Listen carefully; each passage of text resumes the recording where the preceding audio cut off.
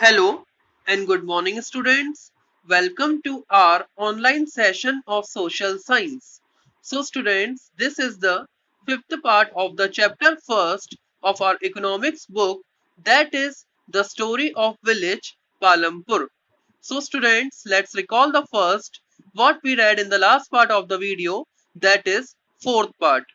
So we read and understood about the distribution of land among the farmers in the village Palampur.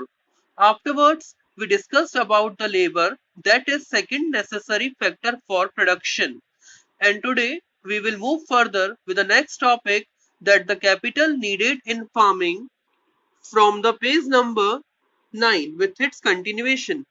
So students, जैसा कि हमने factors of production पढ़ना start किए थे, तो जिसमें हमने जो चार तरह की रिक्वायरमेंट्स होती है फैक्टर ऑफ प्रोडक्शन की, जिसमें हमने फर्स्ट पढ़ा था लैंड के बारे में। इसके बारे में हमने पढ़ा, इसके बाद हमने देखा कि किसी भी काम को स्टार्ट करने के लिए जमीन होना बहुत जरूरी होती है। इसके बाद हमने देखा कि सेकंड जो रिक्वायरमेंट होती है वो होती है लेबर की। अब काम कराने के लिए लेबर तो चाहिए, चाहे स्किल्ड लेबर हो चाहे अनस्किल्ड लेबर हो, तो दोनों तरह की लेबर की हमें रिक्वायरमेंट देखने को मिलती है। तो अब हम देखेंगे the capital needed in farming. तो जो अगर हम किसी वर्क को स्टार्ट करते हैं, चाहे वो फार्मिंग का वर्क हो, तो फार्मिंग का वर्क भी ऐसा है जो कैपिटल इंटेंसिव होता है, क्योंकि इसमें भी कहीं ना कहीं ये भी एक बिजनेस की तरह है जिसमें कैपिटल की जरूरत पड़ती है। तो जैसे हम जानते हैं कि अगर आज हम लोग मॉडर्न फार्मिंग मेथड्स का यूज कर रहे हैं, तो मॉडर्न फार्मिंग मेथड जो होता है वो कैपिटल इंटेंसिव होता है, मतलब उसमें कैपिटल की बहुत जरूरत पड़ती है। अब क्यों पड़ती है जरूरत? क्योंकि हम लोग HYV सीड्स का यूज करते हैं, हाई यील्डिंग वैरायटी सीड्स का यूज करते हैं, पेस्टिसाइड्स का यूज करते हैं, केमिकल फर्टिलाइजर्स का यूज करते हैं। तो काफी सारी ऐसी जरूरतें होती हैं जो मॉडर्न फार्मिंग मेथड्स में यूज की जाती हैं। इट मींस कि जो मॉडर्न फार्मिंग मेथड होता है वो कैपिटल इंटेंसिव होता है। So now we will begin to understand this topic. The topic number 6, the capital needed in farming. So students, you have already seen that the modern farming methods require a great deal of capital. तो आपने ये देखा है कि जो modern farming method है उसमें काफी सारी कैपिटल की हमें जरूरत पड़ती है। इट मींस कि it is a capital intensive, so that the farmer now needs more money than before. इसका मतलब कि अब फार्मर को पहले से ज्यादा पैसों की जरूरत होगी। मतलब पहले तो ट्रेडिशनल फार्मिंग मेथड्स के अकॉर्डिंग अगर देखा जाए, तो अगर मॉडर्न फार्मिंग मेथड का यूज करते हैं तो फार्मर्स को ज्यादा पैसों की जरूरत होती है पहले के कंपैरिजन में। Now the point number first is, most small farmers have to borrow money to arrange the capital. तो काफी सारे जो स्मॉल फार्मर्स होते हैं उनको पैसे उधार लेने की जरूरत पड़ती है, तो उन्हें मनी को बोरो करना पड़ता है ताकि वो कैपिटल को अरेंज कर सकें।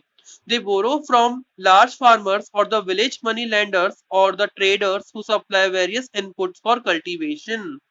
तो वो लोग क्या करते हैं, जो छोटे फार्मर्स होते हैं वो बड़े फार्मर्स से, या विलेज में जो मनी लैंडर्स होते हैं या जो ट्रेडर्स होते हैं, जो कई तरह के इनपुट्स जो है वो कल्टीवेशन के लिए सप्लाई करते हैं।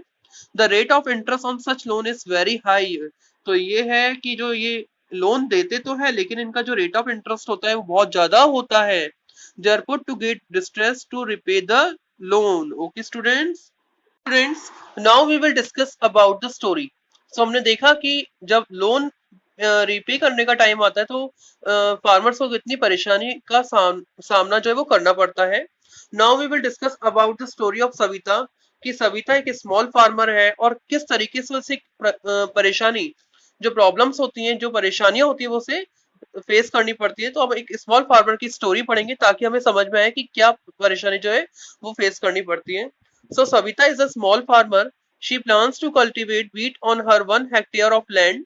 सो सविता जो है एक स्मॉल फार्मर है और वो प्लान करती है व्हीट को कल्टीवेट करने के लिए, जो उसका 1 हेक्टेयर ऑफ लैंड है। Besides seeds, fertilizers and pesticides, she needs cash to buy water and repair her farm instrument. अब क्या होता है, सीड्स, फर्टिलाइजर्स और पेस्टिसाइड्स के अलावा उसे थोड़े कैश की भी जरूरत होती है ताकि वो पानी और जो रिपेयरिंग के जो इंस्ट्रूमेंट्स है फार्म के, उसे वो खरीद सके। She estimates that the working capital itself would cost a minimum of 3000 rupees. तो एस्टिमेशन करती है कि कहीं ना कहीं से 3000 रुपीज मिनिमम कैपिटल की इसको जरूरत पड़ेगी, वर्किंग कैपिटल की। She does not have the money, so she decides to borrow from Tejpal Singh, a large farmer. So students, ये क्या बताते हैं इसमें स्टोरी में कि अब उसे वर्किंग कैपिटल की जरूरत पड़ेगी, तो वो क्या करती है, वो डिसाइड करती है कि वो उधार लेगी तेजपाल सिंह से जो एक लार्ज फार्मर है। Then Tejpal Singh agrees to give Savita the loan at the interest rate of 24% for 4 months। तो जो तेजपाल सिंह है वो सविता को लोन देने के लिए तैयार हो जाता है। जो इंटरेस्ट रेट रहता है वो कितना रहता है, 24% रहता है 4 महीनों के लिए, which is a very high interest rate, जो बहुत ज्यादा इंटरेस्ट रेट है। Savita also has to promise to work on his field as a farm labourer during the harvest season at 100 rupees per day. So Savita जो है वो promise करती है काम करने के लिए उसकी फील्ड में, तेजपाल सिंह की फील्ड में, खेत में काम करने के लिए तैयार हो जाती है एक फार्म लेबरर की तरह, हार्वेस्ट सीजन में 100 रुपए पर दिन के हिसाब से। As you can tell this wage is quite low. क्या आप बता सकते हैं कि बहुत कम वेज है, बहुत कम मजदूरी है। Savita knows that she will have to work very hard to complete harvesting on her own field and then work as a farm laborer for Tejpal Singh. Savita को पता है, वो जानती है कि उससे पहले अपने फील्ड में हार्वेस्टिंग के लिए काम करना पड़ेगा, बहुत हार्ड वर्क करना पड़ेगा अपनी खुद की फील्ड में। उसके बाद वो एक फार्म लेबरर की तरह काम करेगी तेजपाल सिंह की फील्ड में। The harvest time is very busy time. Harvest time बहुत बिजी टाइम रहता है। जिनको फार्मिंग की नॉलेज है वो बता ही सकते हैं। द हार्वेस्ट टाइम बहुत बिजी रहता है। As a mother of 3 children she has a lot of household responsibilities. 3 बच्चों की मदर होने के बाद उसको उसके पास कई सारी रिस्पॉन्सिबिलिटीज भी हैं। हाउस होल्ड, घर की बहुत सारी रिस्पॉन्सिबिलिटी है सविता के पास। Savita agrees to these tough condition as she knows getting a loan is difficult for a small farmer। Savita जब वो इतनी टफ चैलेंजेस को करने के लिए एग्री हो जाती है, और जबकि उसको पता है कि ये सारा वर्क जो एज अ स्मॉल फार्मर के लिए जो लोन लेना है वो सबसे ज्यादा डिफिकल्ट है। Now the second point, in contrast to the small farmers, the medium and large farmers have their own savings from farming। इसके जस्ट अपोजिट क्या है, स्मॉल फार्मर्स के जस्ट अपोजिट जो बड़े फार्मर्स या जो मीडियम फार्मर्स होते हैं उनके पास खुद की सेविंग्स होती है फार्मिंग से। They are thus able to arrange for capital needed, और इससे लिए वो क्या करते हैं, अपने लिए कैपिटल को अरेंज करने में सफल हो जाते हैं। How do these farmers have their own savings. तो क्या करते हैं, कैसे करते हैं स्मॉल जो फार्मर्स हैं अपनी ओन सेविंग्स का। You shall find the answer in the next session. तो इसका आंसर आपको नेक्स्ट सेशन में मिल जाएगा। Okay students. So students, now let us discuss the story so far. So you have read about the 3 factors of production: land, labor, capital। So students, आप लोगों ने तीनों ही factor of production पढ़ लिए, जिसमें आपने लैंड के बारे में, लेबर के बारे में, कैपिटल के बारे में अच्छे से रीड कर लिया है और समझ भी लिया है कि क्या है ये तीनों factors and how they are use in farming, और इनका फार्मिंग में किस तरीके से कैसे यूज किया जाता है। So let us fill in the blanks given below. तो नीचे यहाँ पर आपको कुछ पैराग्राफ के फॉर्म में कुछ फिल इन द ब्लैंक्स दिए गए हैं। So among the 3 factors of production, we found that labor is the most abundant factor for production। तो अगर हम तीनों फैक्टर्स की बात करें प्रोडक्शन के, तो हमने पाया कि जो लेबर है वो सबसे abundant फैक्टर है प्रोडक्शन का। There are many people who are willing to work as farm laborers in the village, whereas the opportunity of works are limited। तो हमने देखा कि यहाँ पर कुछ बहुत सारे लोग हैं जो काम करना चाहते हैं फर्म लेबरर की तरह विलेज में, जबकि जो वर्क है, वर्किंग अपॉर्चुनिटीज वो लिमिटेड है। तो इसके आगे जो फिल इन द ब्लैंक्स है student, this is the activity work. So this activity is homework for you. ये आपको एक्टिविटी होमवर्क में परफॉर्म करनी है।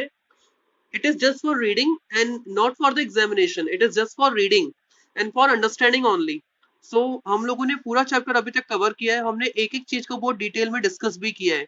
So this is the homework to do. ये आपके लिए होमवर्क है कि आपको ये पूरे फिल इन द ब्लैंक्स को फिल करना है और मुझे पर्सनली सेंड करना है, और मैं आपको चेक करके बताऊंगा कि कौन से में सही है और क्या आ सकता है। It is just a homework and just a activity, so you have to perform yourself. Okay student, this is not for the examination purpose, this is only for generally. It means कि this is a homework and this is the activity only. Okay students, so this is the homework for you. So now we will discuss about the sale of surplus farm products। So now 7 number point we are going to discuss sale of surplus farm product। मतलब जो surplus होता है, जितना चाहिए था उसके बाद जो प्रोडक्शन होता है, तो जो भी फार्म प्रोडक्ट्स उनकी cell. So let us suppose that the farmers have produced wheat on their lands using the 3 factors for production। तो चलिए सपोज करते हैं कि जो फार्मर्स हैं उन्होंने गेहूं का प्रोडक्शन किया अपनी जमीन पर तीनों फैक्टर्स ऑफ प्रोडक्शन का इस्तेमाल करके, लैंड, लेबर एंड कैपिटल का इस्तेमाल करके उन्होंने वीट प्रोड्यूस की। The wheat is harvested and production is complete. It means कि वीट को हार्वेस्ट भी कर लिया गया है और प्रोडक्शन अब बिल्कुल पूरी तरह से कंप्लीट है। सारे फैक्टर्स का इस्तेमाल करके प्रोडक्शन अब बिल्कुल पूरी तरह से कंप्लीट है। So now what do the farmers do with the wheat? अब फार्मर्स क्या करेंगे अपनी व्हीट का? They retain a part of the wheat for the family's consumption and sell the surplus wheat. Surplus wheat मतलब जितनी बची हुई, अपना यूज करने के बाद जितनी बची हुई व्हीट, सरप्लस व्हीट, ठीक है, तो रिटेन करते हैं। मतलब कुछ जो वीट होती है वो अपने फैमिली के कंजप्शन के लिए, अपनी फैमिली के यूज के लिए रख लेते हैं और बाकी की वीट को, सरप्लस वीट को मार्केट में सेल कर देते हैं। So now small farmers like Savita and Govind sons have little surplus wheat because their total production is small, and from this a substantial share is kept for their own family's need. तो हमने देखा जैसे छोटे farmers होते हैं, जो small farmers होते हैं, जैसे सबिता, गोविंद के जैसे बेटे, तो इनके पास सरप्लस वीट जो था वो बहुत कम था क्योंकि उनका प्रोडक्शन भी स्मॉल था और इससे उन्हें कहीं ना कहीं बहुत बड़ा पार्ट जो है अपनी फैमिली के नीड के लिए भी रखना पड़ता है ना। So it is the medium and large farmers so who supply wheat to the market. तो ये तो मीडियम और लार्ज फार्मर्स होते हैं जो मार्केट में वीट को सप्लाई करते हैं। So in the picture 1.1, okay student, picture 1.1 में आप ये देख सकते हैं, you can see the bullock cart streaming into the market each carrying loads of wheat. तो एक ब्लॉक कार्ड जो है मार्केट में जा रहा है जिसके ऊपर बहुत सारा व्हीट रखा हुआ है, कैरी करके लेके जा रहा है वो। The traders at the market buy the wheat and sell it to the further to shopkeeper in the towns and cities. तो जो ट्रेडर्स हैं, जो व्यापारी हैं मार्केट के, वो क्या करते हैं, इस गेहूं को खरीदते हैं और इससे दुकानदारों को आगे चलकर बेचते हैं जो शहर और सिटीज में दुकानदार रहते हैं। Okay students, now we will discuss about the further Tejpal Singh, the large farmer, has a surplus of 350 quintals of wheat from all his lands. So students, Tejpal Singh एक बड़ा फार्मर है जिसके पास 350 क्विंटल व्हीट है surplus के रूप में, जिसना, ठीक है, so he sells the surplus wheat at the Raiganj market and has a good earnings. वो क्या करता है, अपनी सरप्लस व्हीट को रायगंज के मार्केट में बेचता है और उसको बहुत अच्छी कमाई हो जाती है। Now what does Tejpal Singh do with his earning? अब तेजपाल सिंह अपनी अर्निंग के साथ क्या करता है? What last year Tejpal Singh had put most of the money in bank account. अब पिछले साल उसने क्या किया, तेजपाल सिंह ने अपनी काफी सारी जो मनी थी अपने बैंक अकाउंट में रख दी थी। Later he used the savings for lending to farmers like Savita who were in need of loan. और उसने फिर बाद में क्या किया, उस सेविंग को जो फार्मर्स से जिनको जरूरत थी पैसे की, जैसे सविता, उसको loan they the. He also used the savings to arrange for the working capital for farming in the next season. और उसने क्या किया, अपनी सेविंग्स का किस तरह से इस्तेमाल किया, उसने अपनी सेविंग को इस्तेमाल किया ताकि वो वर्किंग कैपिटल को अरेंज कर सके फार्मिंग के लिए नेक्स्ट सीजन में। This year Tejpal Singh plans to use his earning to buy another tractor. और इस ईयर तेजपाल सिंह क्या प्लान करता है कि एक ट्रैक्टर खरीदने के लिए वो अपनी अर्निंग का इस्तेमाल करेगा। Another tractor would increase his fixed capital, और एक और ट्रैक्टर से उसकी फिक्स कैपिटल क्या होगी, बढ़ जाएगी। So students like Tejpal Singh, other large and medium farmers sell the surplus farm products. Tejpal Singh की तरह जो लार्ज और मीडियम फार्मर्स हैं वो भी अपनी सरप्लस व्हीट को, सरप्लस फार्म प्रोडक्ट्स को सेल करते हैं। A part of the earning is saved and kept for buying capital for the next season. और जो उनकी अर्निंग का जो पार्ट होता है उसे सेव कर लिया जाता है या अगले सीजन के लिए उसे कैपिटल के तौर पे रख दिया जाता है, ठीक है।